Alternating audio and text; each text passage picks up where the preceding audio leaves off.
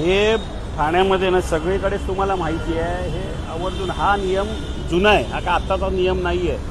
ज्यावेळेला हे बॅच काढायला जातात त्यावेळेला आहे ना मराठी येतं की नाही बघितल्यानंतरच त्यांना तो बॅच दिला जातो. परंतु आता हे काय जे राजकारण चाललं आहे हे काही ठराविक पक्षाची लोक हे करत आहेत. मी सन्माननीय हे परिवहन मंत्री आपले प्रताप सरनाईक साहेबांचं अभिनंदन करेन, त्याचे आभार मानेन की त्यांनी आहे तो कायदा त्यांनी लोकांना सांगितला आणि त्यानंतर हा जो गदारोळ चाललाय.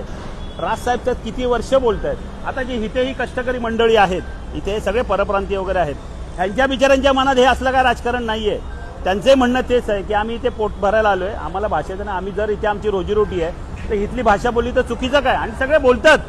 आम्हीही त्यांना सांगितलं. आता रिक्षामध्ये जेव्हा एखादा कोण तुमचा पॅसेंजर बसतो त्याला बसल्या बसल्या नमस्कार, नमस्कार दादा, नमस्कार ताई, जो कोण असेल त्याला पहिला नमस्कार करा, त्यांनाही वाटेल.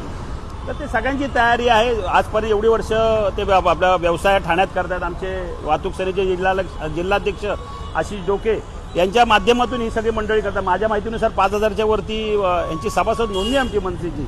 आणि ह्याच्यात सर्व जाती धर्माची लोक आहेत. पण इथे कोणाचंच काही म्हणणं नाही आहे. पण काही ठराविक लोक हे जातीचं तेढ निर्माण करतायत आणि हे राजकारण करतायत.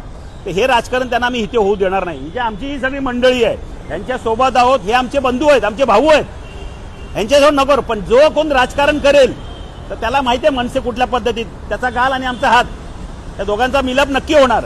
जे आमच्या सोबत आहेत त्यांच्यासाठी आम्ही पाहिजे त्या उतरू आणि त्यांना मदत करू. आम्हाला इथे कुठलाही जाती धर्म दात धर्म बघायचा नाही. जो मराठी बोलणार तो आमचा. तर आमची सगळ्यांना विनंती आहे की हसत खेळत गुन्हा गोविंदाने आपण राहूया.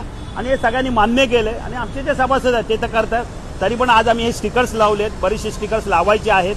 आता सुरुवात केली आहे. ही सगळी मंडळी आपापल्या स्टँडवर जाऊन स्टिकर लावतील. आलेल्या माणसाला आमचा जो स्टँडचा माणूस आहे तो पहिला नमस्कार पण देखील करेल असं आम्ही त्यांना सांगितलंय. आणि या ठाण्यामध्ये त्यांनी चांगल्या पद्धतीने व्यवसाय करावा असंच माझी विनंती आहे.